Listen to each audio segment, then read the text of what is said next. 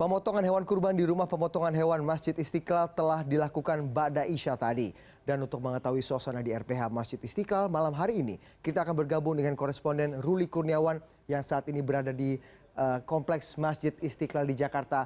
Ruli, apakah hingga saat ini proses pemotongan hewan masih dilakukan atau bagaimana? Apa yang bisa Anda ceritakan dari sana?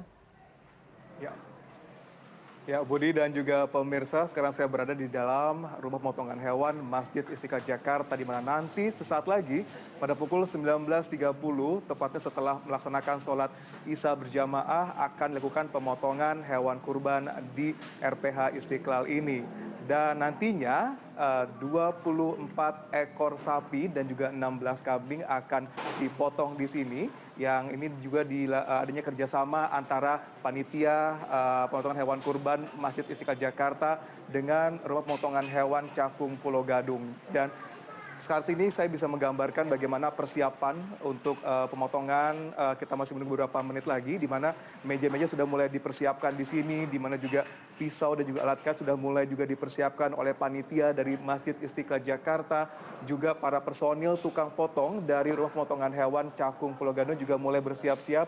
Mereka sekarang ada yang sedang melaksanakan makan malam, ada juga sedang istirahat, ada juga sedang mengasah pisaunya untuk lebih cepat mungkin nanti melakukan pemotongan daging kurban yang akan dilakukan sesaat lagi tepat setelah sholat Isya berjamaah di Masjid Istiqlal ini.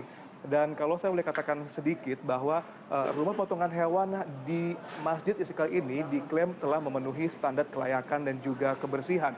Bahkan untuk masalah kesehatan dan kebersihan dimonitor langsung oleh personil ataupun dokter hewan dari Kementerian Kesehatan juga Dinas Peternakan untuk melihat mulai dari kesehatan sapi maupun kambing yang datang untuk dipotong di sini, hingga nanti setelah hewan-hewan kurban tersebut dipotong, maka personil medis ataupun dokter dari Kementerian Kesehatan dan juga dari Dinas Peternakan akan melihat hati sapi, apakah sapi tersebut menderita penyakit cacing hati atau tidak. Apabila dikatakan ada cacing hati di sana, maka sampel ataupun dari hati tersebut akan dipisahkan dan tidak akan didistribusikan kepada orang-orang yang berhak untuk menerima daging kurban pada hari ini. Budi. Ruli, agak berbeda dengan tradisi di masjid-masjid lain di seluruh Indonesia mungkin pemotongan hewan kurban itu dilakukan pada pagi dan siang hari. Tapi kenapa di Istiqlal sendiri dilakukan ba'da Isya? Apa yang menjadi spesial atau alasan apa yang kemudian dipilih?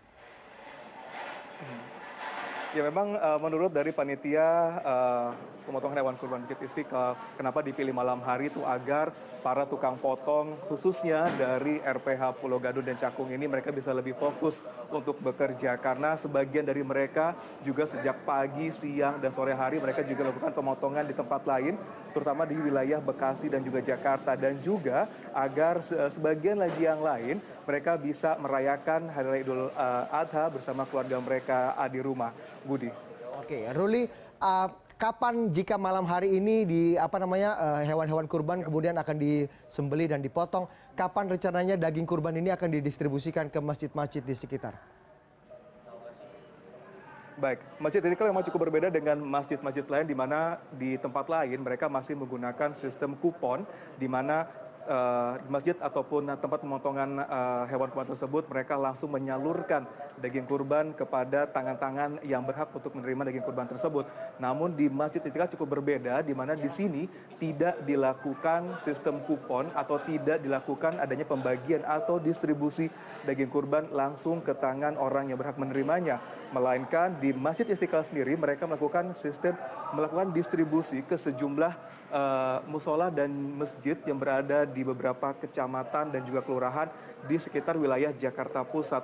Hal ini dilakukan sudah sejak tahun 2014. Pertama, selain untuk mengantisipasi adanya kericuhan atau kerusuhan ketika pembagian daging kurban, juga untuk lebih mempaskan, saya bilang seperti itu, agar daging kurban yang diberikan itu lebih tepat sasaran dengan melalui masjid atau musola yang lebih dekat dengan masyarakat. Seperti itu, Budi.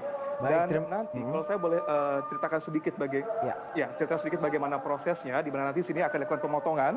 Pemotongan di sini apabila sudah ada pemotongan tidak dilakukan secara dicincang ataupun dalam bentuk kecil-kecil, namun informasi dari pihak panitia di sini bahwa daging kurban saya boleh konotasikan seperti 1 ekor kambing akan dipotong 4. Nah, apabila sudah dalam daging ataupun kondisinya bersih, sudah siap diedarkan, maka langsung didistribusikan ke masjid atau musola yang ada di wilayah Jakarta Pusat dengan mobil box cooler. Dan mobil box ini distribusi juga akan dijaga atau juga akan dipantau oleh satpam dari Masjid Istiqlal sendiri dan juga ada personil kepolisian untuk menjaga agar daging dari Masjid Istiqlal sampai di tempat tujuan. Dan proses pemilihan dari masjid ataupun musola yang bisa mendapatkan daging dari Masjid Istiqlal sendiri adalah melalui proses proposal. Jadi musola atau masjid di wilayah Jakarta Pusat mereka memberikan proposal kepada Masjid Istiqlal bahwa mereka menginginkan mendapat tambahan daging kurban agar bisa didistribusikan secara langsung dan tepat ke warga maupun masyarakat yang memang benar-benar bisa ataupun membutuhkan daging kurban ini. Budi. Baik, terima kasih Ruli Kurniawan atas informasinya dari Masjid Istiqlal detik-detik menjelang pemotongan hewan kurban.